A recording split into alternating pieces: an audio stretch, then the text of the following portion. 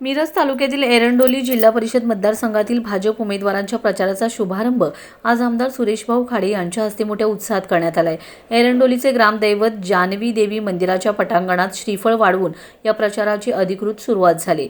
यावेळी जिल्हा परिषदेसाठी भाजप उमेदवार जयश्री तानाजी पाटील आणि पंचायत समितीसाठी उमेदवार मनीषा रामगोंडा पाटील यांच्यासह अनेक मान्यवर आणि ग्रामस्थ उपस्थित होते।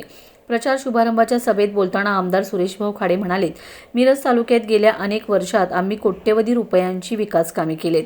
रस्ते, पाणी पुरवठा, शेतीसाठी कॅनॉल, आरोग्य सुविधा या सर्व प्रश्नांवर आम्ही काम केलंय। अपघातग्रस्त कुटुंबांना तात्काळ मदत देण्याचा प्रयत्नही केलाय। तसेच एरंडोलीतील जलजीवन मिशनमधील घोटाळ्याचा पर्दाफाश निवडणुकीनंतर नक्की करणार असून दोषींवर कारवाईसाठी प्रयत्न करणार आहोत। विरोधकांकडे विकासाचा कोणताही अजेंडा नाही, विकासासाठी पैसे कुठून आणणार हे त्यांनी आधी सांगावे। तिन्ही भाजप उमेदवारांना विजयी करण्याचे आवाहनही त्यांनी यावेळी केले।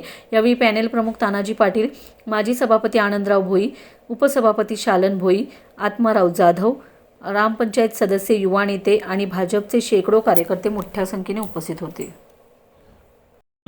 जिल्हा परिषद पंचायत समितीच्या निवडणुकीच्या माध्यमातून आम्ही एरंडोली गटामध्ये आज एरंडोलीचे कुलस्वामी जानवी देवी ह्या मंदिरातून आम्ही हा प्रचार सुरू केलेला आहे। आज ह्या प्रचाराला सगळे उमेदवार, सर्व नागरिक बंधू बहिणी सगळे इथे उपस्थित राहिलेले आहेत, मोठ्या संख्येने इथे उपस्थित दाखवलेले आहे। आणि त्यामुळं निश्चितच ह्या गाव, सलगरे गाव असेल, हे गाव असतील, मोठी गाव असतील, शिपूर असेल, बाकीचे इंग्रजवाडी असेल, बाकी सगळी गावं, जवळजवळ 8 गावं ह्या गटात आहेत। आणि 8 गावामध्ये चांगला रिस्पॉन्स पडतो। रिस्पॉन्स ह्यासाठी की माध्यम चांगलं आहे की प्रत्येक गावामध्ये करोड रुपयाची कामं झाली। आज मी तुम्हाला लिस्ट देतो, तुम्ही छापायची। ही लिस्ट जवळजवळ ह्या गटामध्ये आत्तापर्यंत 2009 ते 2025 ह्या अखेर 216,95,94,94,000 रुपये मी दिले, बरोबर आहे। ही लिस्ट आहे प्रत्येक गावाच्या कामाची लिस्ट आहे। आणि एवढे जर पैसे मी दिले असेल तर विकास झाला असेल गावचा। हे आपण आलेले पूल आहेत, हे कुणी मला निवेदन दिलं नव्हतं, पण ही अडचण मी लक्षात घेऊन हे दोन्ही पूल मी बांधून घेतले। त्यासाठी पैसा आणला आपण।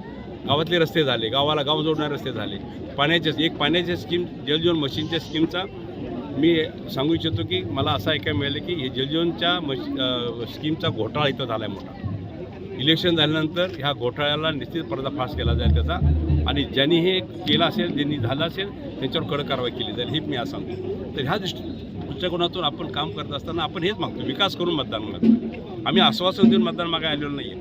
आम्ही तुम्हाला विकास केला आहे, पैसा दिला आहे, विकास झाला आहे, विकास समोर तुमच्या डोळ्यासमोर आहे, मग तुम्ही मतदान करताय कोणाला?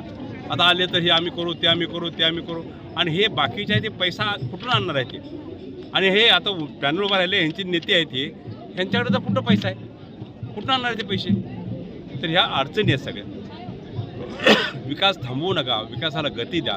त्यासाठी भाजपच्या चिन्हावर बटन दाबून आमच्या सगळ्या उमेदवारांना आपण विजयी करा, एवढीच मी आपल्याला सांगतो।